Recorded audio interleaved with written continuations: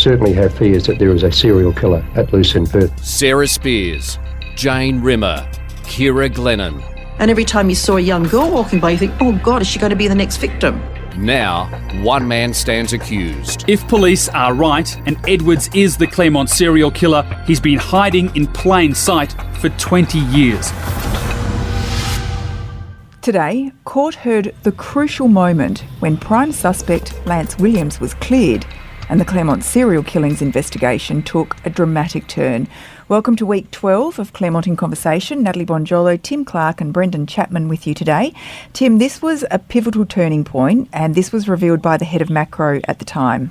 Yes, Nat. So this is Detective Sergeant Jim Stanbury, who was, as you say, the boss of Macro, the investigating officer, and then for some months, the senior investigating officer. So the IO was the man that made sure everyone else was doing their work, and the senior guy would sit over the top of him, and that would be a strategic role. And Detective Sergeant Stanbury described today how he had gone from one to the other over the journey, but at all times he was very senior in the Macro task force, and so senior, in fact, that when this forensic review was done in 2008 and they found the exhibits that some hadn't been tested ever, others had been tested, but they could be tested again, it was he and Laurie Webb who flew to London with these 4 security envelopes laden with evidence,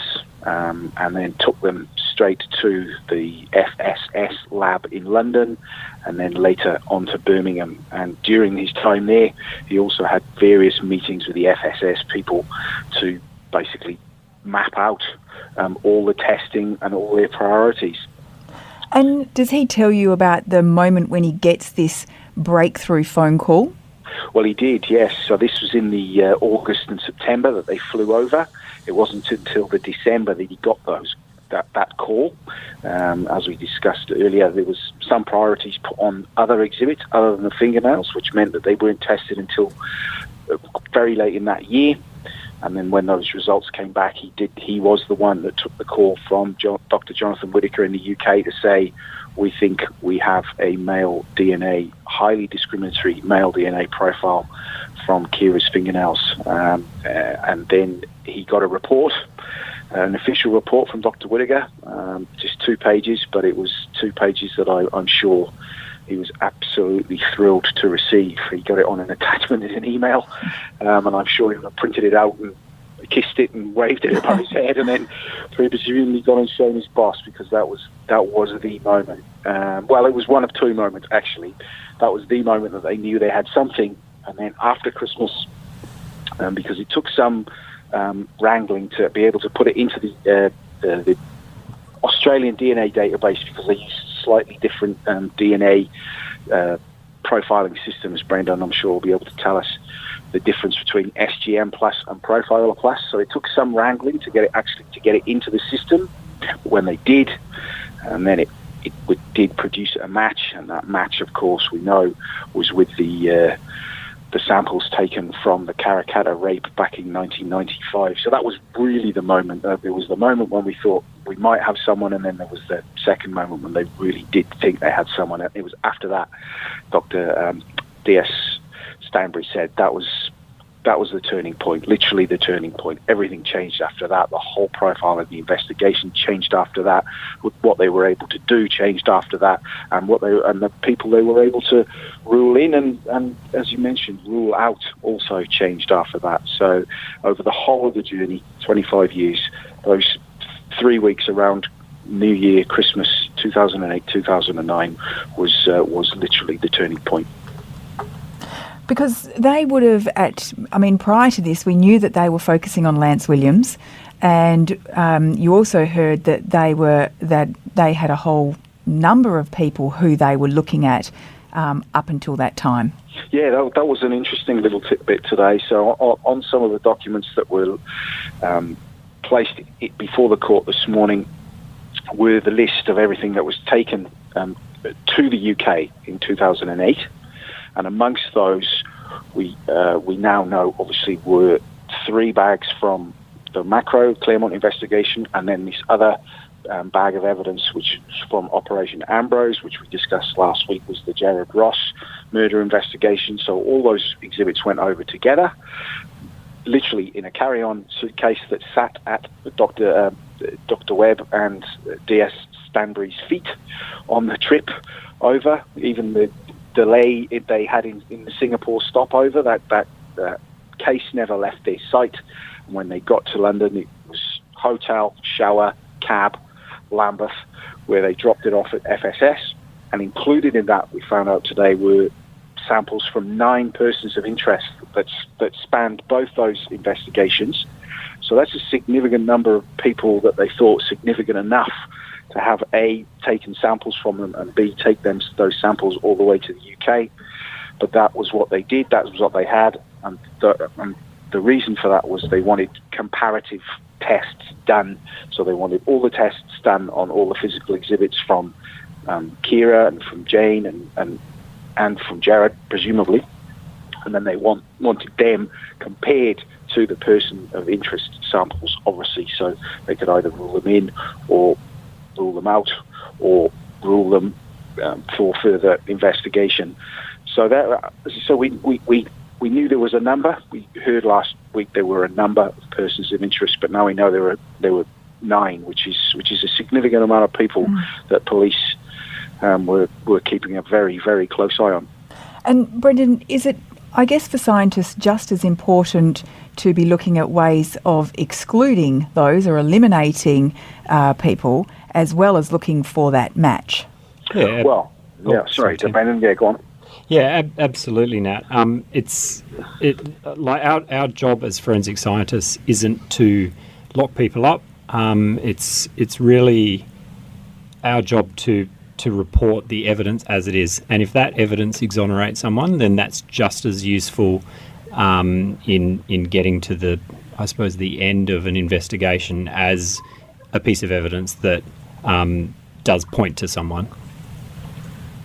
And just out of curiosity, in the work that you've done, have you had to fly overseas or anywhere with evidence that, not asking you what the cases would be, but with evidence in your possession? And, is that a big task, and is it something that people take very, very seriously? It's not something I've done. It's actually quite, I suppose, uncommon to be taking samples or exhibits outside of the jurisdiction, because without putting a number to it, a large number of cases we can undertake forensic analysis here in Perth. We're well equipped here in Perth among the various forensic agencies that we have. So it's really, for want of a better term, those 1%ers that where we've exhausted our opportunities here in WA that we need to look to those other analysis techniques that aren't offered here in WA, which in some cases may be offered in the East Coast. So it's not always international. Sometimes it's within Australia, but it's also generally quite rare. Yeah. And Tim, you heard today that Jim Stanbury actually made multiple trips to the UK, taking further items over for testing. Yeah, many, many times it sounds like DS Stanbury made that long flight to London, and then that short cab ride to the hotel, and then another cab ride to various labs around the country. After FSS got this breakthrough, it sounds like they basically became the lab of choice for WA police when they needed, as Brendan said, a 1% of the next level. And this next level at this time, DS Stanbury explained today, was this low copy number testing, which he said certainly wasn't done in Perth at that time, and to his mind wasn't even done in Australia at that time. So that is why they went so far to get this test done, because it literally couldn't be done anywhere else by the sound of it, to this level, and to that level of knowledge. So yes, the 2008 trip obviously provided the breakthrough, and after that it sounds like a slew of exhibits in both macro and various other major crimes in Perth made that long trip for the same analysis. In 2009, about 170 more exhibits went over, which included vegetation, other swabs, other samples. The Jane's fingernails went over at that time, all for similar analysis, firstly to see what could be done, and then what should be done first, and then to see if any of the other results came through. 2010, there was another trip done, ostensibly to take more exhibits over from this case and other cases, but also then to get a handle on exactly what was over in the UK as well, because it sounds like so much had gone over, but it was getting to the point where reviews and audits needed to be done on the UK side as well as in the Australian side. And then in 2011, DS Stanbury had to go over to bring it all back, because FSS, it was announced by the UK government, was shutting down as the entity it was. It would not be undertaking that work for police forces and overseas police forces anymore. And so DS Stanbury had the unenviable task of going over to the UK and logging everything or checking and logging everything that had been taken, all the extracts that had been made, all the results, all the samples, everything. And then it was his job to make sure it was all checked off and then all shipped back to Perth. And now once again, we're not just talking macro here, we're talking other major serious crimes in Perth, and it all had to be boxed up, security tagged, double bagged, and then sent back securely via air courier this time, and then the same process had to be undertaken at the other end. DS Stanbury said it just took him 2.5 days just to check everything that was coming. A 277-page audit report, review, list, whatever you want to call it, spreadsheet was compiled with every single exhibit, and then he counted them all on and he counted them all back again. So it was obviously a massive undertaking, that particular job, but that just goes to show the span and expanse of forensic work that was being sent overseas in those years after that major macro breakthrough was made. I imagine they must have been very unhappy campers at that point in time when all of these exhibits are over there and they're really leaning on FSS for this work, only to find out that it's going to be shut down. And of course, as you've mentioned, it was the only place at the time doing this, LCN testing. Brendan, is LCN testing a method that is still used today?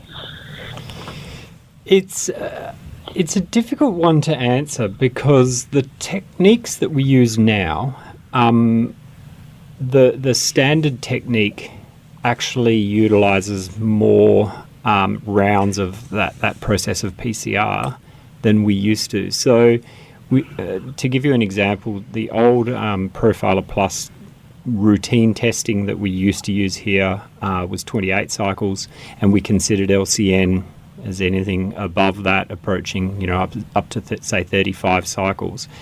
The standard testing that we use now is 30 cycles. So some would argue that the normal test we use now is an LCN technique. There certainly are laboratories that offer extensions of that, more cycles than 30. But yeah, it's not necessarily a line in the sand where 28 cycles is normal and 30 or 29 and above is LCN. So today, if you wanted to take it to the next level, do you know where that would be? If we wanted to, if this is a case in Perth and you do want to go to that next level, where would that lab be? Would it be Path West, or are we looking at somewhere overseas? So the next level of testing now gives us a lot of different options. It's not necessarily just LCN testing.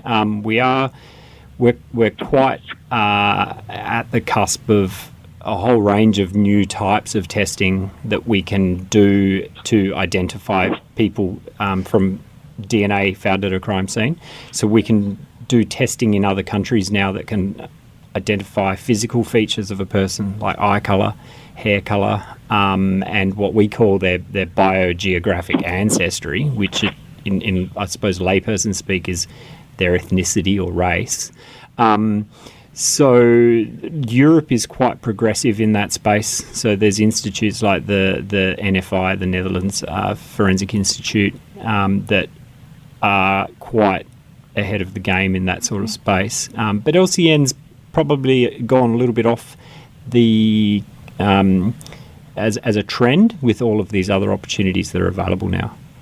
And we've talked about this in previous podcasts, but you may be able to shed some light. Do you have any greater insight into what caused the closing of FSS? Yeah, sure. The state of forensics in the UK at the time was where the policing and government agencies using forensic services were actually using a kind of open tender sort of process to do that work. So a number of private companies emerged that could offer forensic testing, and I suppose the nature of private companies was that they could be quite competitive and price their results, I suppose, or price their product lower than the FSS. And as a result of that, the FSS saw a downturn in forensic work from the police and government agencies, to the point where they basically got driven out of business by private companies that were able to offer the kind of large bulk of the work, like the day in, day out, run-of-the-mill sort of stuff. We look at it now as a forensic community, I suppose, as a mistake, generally speaking, because forensic science isn't always a money-making exercise. It, like a lot of these state-offered services, it can and often does run at a loss or is expensive to maintain. And if you want to keep boutique services like the offering of things like LCN that you don't do really regularly, there needs to be some kind of, I suppose, government funding to do that. So that's kind of how they went out of business, for want of a better word. I don't know if Tim's got anything more to add, being a Brit. Well, I can, from the reading and research I've done, a lot of people in the UK at the time concurred with what Brendan's just said, that it was a lack of foresight and a lack of proper decision making, really, and most of that decision was apparently made because of the bottom line, rather than taking into account the services offered, and particularly the research and development that had been done at FSS over the years. It'd be interesting to see if Dr. Whittaker touches on the political ramifications of that closure when he gives his evidence. I wouldn't have thought he would, but anyway. But what it did do at the time, and this is what D.S. Stanbury said on the stand today, was it created a massive headache for WA police, and I'm sure other police forces around the world, because not only were they having then to physically secure the continuity of all those vital exhibits that they'd entrusted into FSS, but they also had to find someone else to do the work that they were hoping were going to lead to major breakthroughs. It transpired that they did find another lab, a lab called Cellmark, which we will hear a lot more of in the coming days and weeks, because it was then Cellmark that took over a lot of the DNA work analysis later on in the macro investigation, particularly around about 217 and 218 after Mr. Edwards' arrest, when they were going over old ground, I suppose, to see if there was anything else that could possibly link Mr. Edwards to any of the other exhibits. So it was Cellmark in the UK that did that work as well. So it obviously didn't put the West Australian Police off searching for other avenues in the UK, but at the time it certainly made a lot of work for them in terms of securing evidence that they had, and obviously finding someone to find possibly new evidence that they might need. And as you mentioned, Tim, it wasn't just Claremont. Also over there, they were working on some of the biggest cases Western Australia had seen, in addition to Claremont. Absolutely. So another of these little flashes upon a screen, which gives you flashes of inspiration. Two operations in particular were showed on the screen in court today, as this is when DS Stanbury went over and secured all the exhibits, had to bring them all back. And as I say, it wasn't just macro. So Operation Dargan was one, which some listeners might recognise in Western Australia. Our listeners further afield won't. That was the murder of a lady called Corinne Rainey, who actually worked in the Supreme Court as a registrar.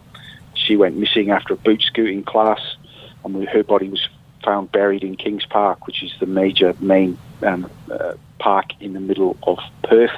That created a case that is still ongoing because it is still unsolved.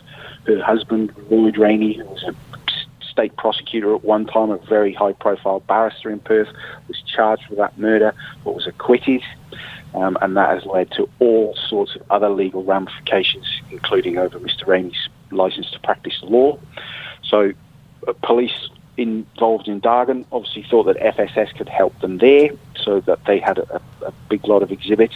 And another operation was Operation Elgin, which was linked to the double homicide of a drug-related double homicide in a suburb called Greenmount in Perth, which eventually was solved. Someone did go to prison for that and got a life term, and so they used FSS in some of the exhibits there. And just the cyclical nature of the law in Western Australia, the actual sentencing judge in the case of Operation Elgin just happened to be Justice Stephen Hall. So it's just one of those, another very strange coincidence, but it also, as I say, mostly illustrated how much trust, we should say, the WA police had put in FSS and their work over there. And it was mostly after this major breakthrough that DS Stanbury talked about today. So what did Paul Jovich hone in on during cross-examination, if anything? Well, he started, but he didn't finish his cross today. At first, he asked DS Stanbury not about what you might expect him to ask about. You know, were you sure these bags were secure? Did anyone touch them in Singapore when you went to the toilet? Nothing like that. He was actually asked about a couple of slightly off-the-wall things. There was a witness statement that he'd taken from a witness that we previously heard about, which was in relation to some of the exhibits in the Karrakatta rape. He was asked about whether he basically verbaled this witness and maybe put words into her mouth, or certainly put words into her statement. In that context, DS Stanbury was asked whether the mislabelling, listeners might remember, about whether there was a skirt or a pair of shorts that were found at Karrakatta, and that was where this witness was asked previously about by Mr. Jovich, and he returned to that with DS Stanbury this afternoon. But the bulk of the cross-examination will be tomorrow now. He was asked to come back because we had to interpose the UK witness, the video link witness, and that could only be done later in the afternoon. So DS Stanbury was quite a relaxed witness, and he was quite relaxed leaving and saying see you later to his police colleagues in the back of the court. So we will see him again tomorrow, and I'm sure there'll be some more questions about what he had to say today. Another thing I found quite interesting today was that the couple you mentioned, he sent over to the UK Jane Rimmer's watch, among other things, and I found it interesting that the people who found that watch, they had their DNA taken as well. Brendan, is that the sort of thing that would happen, that, you know, someone finds something from a crime scene and then has their DNA taken to exclude them, or...? Yeah, that's exactly how it works. And it is exactly that. What we would say, for exclusion, because if someone's come across an exhibit or they've found an exhibit or they've been anywhere in contact with it, it's possible that they might transfer their material onto it. And the reason for that is, well, the reason for getting an exclusionary sample from them is that otherwise if we test that and we do recover a DNA profile, we kind of have these, what I call ghosts that we're chasing. So we're looking for a DNA profile for someone that actually isn't involved in the commission of the offence. And we've got legislation for exactly that purpose, where someone who volunteers their DNA to the police or the agency that's collecting it can specify that DNA is only used within the purposes of that particular case. So their DNA would only be searched against any DNA found within that case, which I guess is kind of to protect that person from the instance where they might then be connected to a crime that they committed 20 years ago. So that's part of the legislation that we've got here in this state and in fact across the country. Right. Yeah, we had a chat about this earlier because we had talked about when they took the 17,000 DNA samples during that period, that we wondered if they had offered people immunity, I guess, to get that many people to come forward and offer their DNA. You can imagine some of them would have been worried about things from the past that they may have had. The terminology that the legislation uses, I think, is volunteer for limited purposes, compared to a volunteer for unlimited purposes, which means that they can be searched against anything. Yeah. Now, Tim, you told us how the cross-examination was suspended so that you could hear from the UK witnesses. So can you tell us a little bit about who that was? Yes, so this was another FSS staff member back in the day who had done a little bit of work on the fingernails, the 42, 46, 48 and 40. She was involved in some of the process there. But most of her questioning actually went to work she'd done much later on, just before FSS closed, in fact. She was asked to do some work on these 2 Petri dishes that contained samples of Ciara's hair. We'll hear a lot about those in some weeks from now, labelled Q7 and Q71, which was hair taken from Ciara around about the time of her discovery, isolated. It was actually sent to the FBI in 1999 for some serious analysis over there. Then it came back, and then it was also sent to FSS. The reason you will hear a lot about it is because there were fibres allegedly contained in there that link Ciara with Mr. Edwards. But that wasn't the reason why this work was being done at FSS. This was actually more mitochondrial DNA work that was being done over there. But it led to this witness, Miss Underwood, handling the Petri dishes. And so that was why she was being questioned about that, because she was actually came into contact with them. And we know that there is going to be some suggestion of possible other sources for these fibres, and so that was why she was called and needed to be briefly cross-examined. It wasn't hugely controversial evidence, and it was continuity evidence, more to the point. But it needed to be done. It needed to be done late because of the time difference, and so that's why we had a little jaunt over the UK, a bit like DS Stanbury did all those years ago. Brendan, can you just give us a little refresher into mitochondrial DNA testing?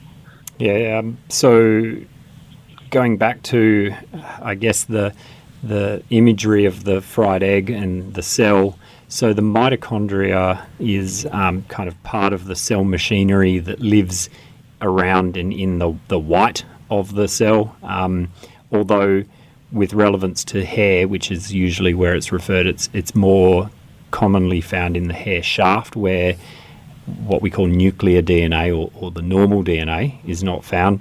And it's DNA that has its own genome, and we can look at regions on that DNA to identify a person through maternal lines. So your mitochondria is passed down from mother to son or daughter, and that genetic material is inherited, and so we can look at that, and it's most often used to exclude someone. So if we have a crime scene sample and a person's mitochondrial DNA, it's very easy to say, oh, well, that's not a match, so that person's excluded.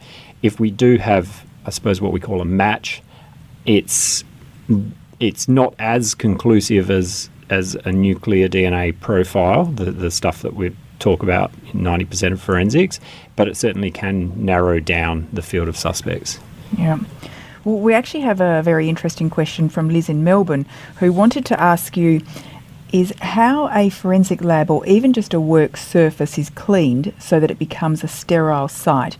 If it is possible for DNA to be recovered from clothing that has gone through a washing machine cycle in some cases, I'm assuming Windex or hot soapy water will not be good enough.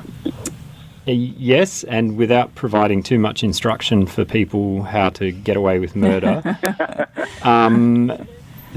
the most commonly used cleaning product for a forensic lab is bleach or hypochlorite, which is very useful at breaking open cells and just like breaking down DNA, like cleaving DNA, chopping it up.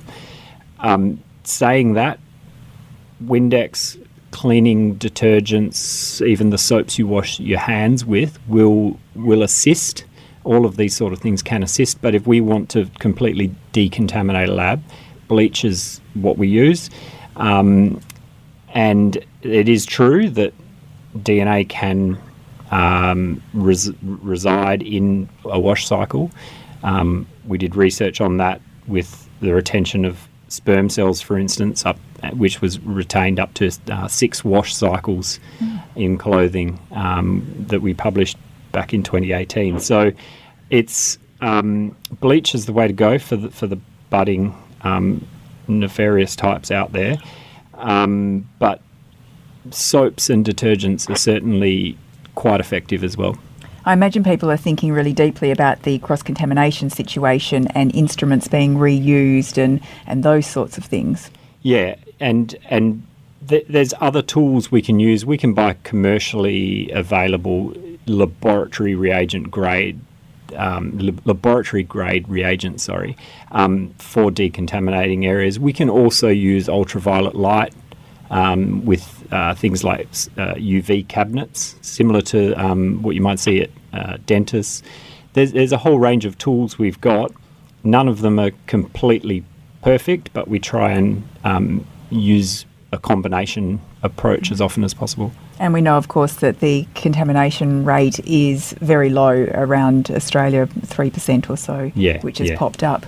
Another question from Jean-Marie Rudd, who asks, given the ferociousness of the murders, is it surprising that there has been a lack of DNA found?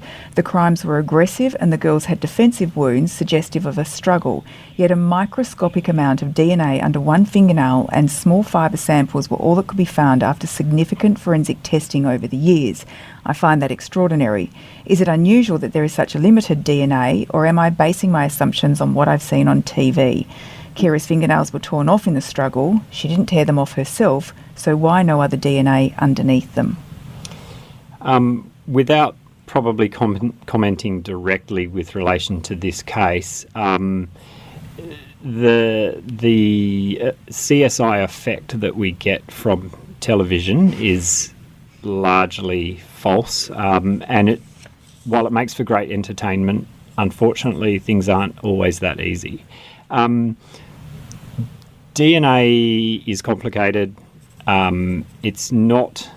It really depends on what is left behind, the load of what's left behind, the duration of how long between when it was deposited and when it was recovered, and you also need to consider a whole range of other environmental factors that can come into play with regards to whether bacterial activity, in the instance where there's any sort of decomposition that can have a huge effect as well. So there's not an easy answer. I mean, I can't help but wonder if the CSI effect that you talk about, had something to do with this boom in forensic sciences, and then almost the bust of somewhere like FSS. It is a well-published phenomena, the CSI effect. It's in journal article after journal article. It really is, and it has a range of responsibilities for what we now see.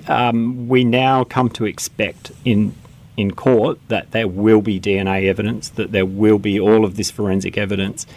And so historically, cases where we might have convicted, or a jury might have convicted someone on the basis of eyewitness reports and alibis and motives and all of those conventional detective techniques, are now not enough.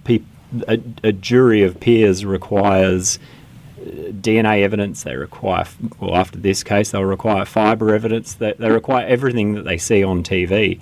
One of the important kind of little catchphrases that we use, though, is the absence of evidence is not evidence of absence. And what that means is just because there's not evidence there, it doesn't always mean that doesn't mean something happened. There's another catchphrase that always sticks in my mind, of course, from shows like CSI, which is that the DNA doesn't lie. And that is probably one of the true things that have come out of that show, is that it doesn't lie. And you actually find that most defences against DNA, you'll notice in courtrooms, they're not arguing about the DNA result. They're arguing about how we arrived at the DNA result or how we're reporting the DNA result. They're not arguing the actual results because the DNA doesn't lie. Okay, so they haven't done a completely terrible job, just a bit of a terrible job. Tim, do you know what's in store tomorrow?